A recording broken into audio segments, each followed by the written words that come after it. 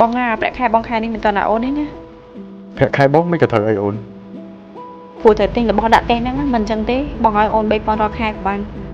អត់ទេខែយ៉ាងណាមានប្រាក់ខែខ្លួនឯងដែរត្រូវគុំគិតតែចង់បានតលុយបងទៅបានអត់ញ៉ាំហើយលាងចានផង សុំទោសផងអូនជាអ្នកខុសពេលក្រោយអូននឹងទៅត្រូវធ្វើមិនទេ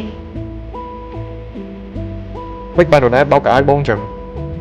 បងឯងក៏បោកខ្លួនឯងបានមិនក៏ចាំតែអូនបោកឲ្យ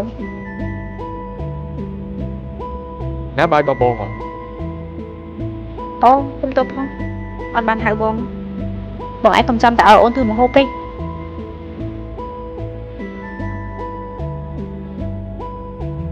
អេមិនណាត់ទឹកចឹង អូអូនបងទឹកតែពាក់កណ្ដាលខែពាក់កណ្ដាលខែទៀតបងឯងបងខ្លួនឯងមិនក៏ត្រូវឲ្យអូនបងទាំងអស់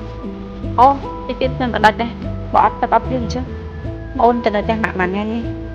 ពួកយើងជាប្តីប្រពន្ធនឹងគ្នាមិនអាណៃធ្វើចឹង បងមិននិយាយទេអូនមិនភ្លេចថាយើងជាប្តីប្រពន្ធនឹងគ្នាទេអូនដូចជាមិនយល់សោះអ្នកដទៃគេនៅមុខនេះលុយទឹកលុយភ្លៀងគេចាច់គ្នាចេញតែបងឯងវិញទុកប្រាក់ខែចាយតែខ្លួនឯងនេះមិនដល់អូនកាន់ដូចវាមិនត្រូវរៀបការឲ្យអត់ទៅសហការគ្នាអត់ចេះជួយគ្នាទៅវិញទៅមកបងនិយាយមកអាហ្នឹងគេហៅប្តីប្រពន្ធមែន